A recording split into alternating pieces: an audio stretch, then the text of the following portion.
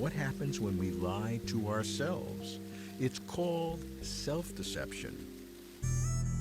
I go to Southern California to meet a cognitive neuroscientist who investigates patients with strange conditions in behavioral neurology, V.S. Ramachandran. Deception is fascinating. It occurs much more frequently than we realize. For example, recently a survey conducted by people on how intelligent they were. Is your intelligence above average or below average? 90% of people say it's above average, which means 40% of people are in denial about their stupidity. Right? So self-deception is very common. Why does it occur? I think it occurs to stabilize behavior. You've seen this in patients. For example, patients who've got arm paralysis as a result of stroke engage in a curious form of self-deception, believing seriously that their arm is not paralyzed. It only happens when the right hemisphere is damaged, the left side is paralyzed. Because the so-called denial hemisphere is the left hemisphere. That's what engages in denial, to smooth over periods of difficulty in your life. So for example, in this case, the patient's left arm is paralyzed completely, and the patient's sitting in front of me, and I say, can you use your left arm? She says, oh yeah, I can use my left arm, she says, right? Then I say, can you touch my nose with your left arm? She says, yeah, I can touch your nose with your left arm. Whose arm is this? This is my brother's arm, she says. She disowns it and says, belongs to my brother, okay. I said, well, where is your brother? My brother is under the chair, I think. And it doesn't occur to her, why should some brother be hiding under the absurdity of the situation doesn't dawn on her. Right. Then comes the best bit. I said, okay, I want you to touch my nose with your left hand. You know what she does? Now, it means somebody in there knows it's paralyzed, even though she's denying that it's paralyzed. Yeah.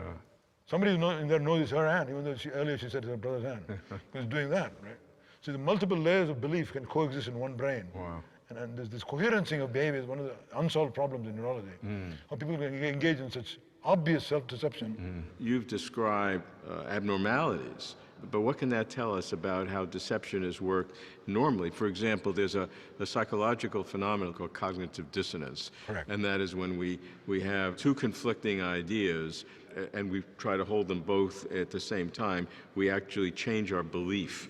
To accommodate. To accommodate. And so I then rationalize what are obvious contradictions. I can speak to this question insofar as the brain is concerned. Yeah. It seems very likely that the left hemisphere is more prone to delusion and deception than the right hemisphere.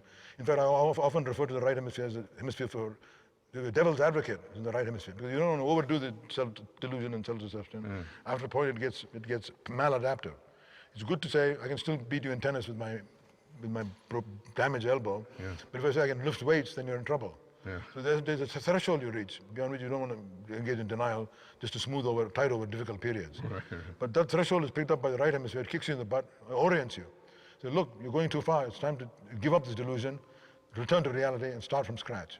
Yeah. So there's an interplay of forces between the two hemispheres, a sort of a dynamic equilibrium between extreme delusion, you think you're Napoleon, you think you can conquer the world, versus the other end of the spectrum, everything is devil's advocate, takes over, and life is gloomy. In fact, they're more realistic, people who are depressed. So in terms of the brain and normal functioning, how would you say deception works?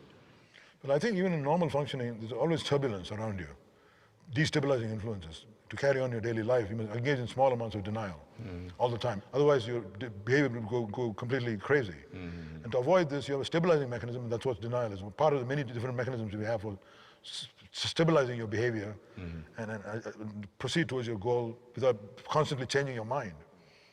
This is the primary goal of such defense mechanism, not just denial, many of the Freudian mechanisms, which he invoked to defend the ego, so to speak, to use Freudian terminology, is about conferring stability on behavior. Rama tells us that self-deception is a defense mechanism. It protects our egos, our sense of self, enabling us to cope with the buffeting and affronts of daily life. But too much self-deception cascades into delusion, which is maladaptive. Balance is needed, and the brain has evolved mechanisms to balance left brain self-deception and right brain devil's advocate critical thinking.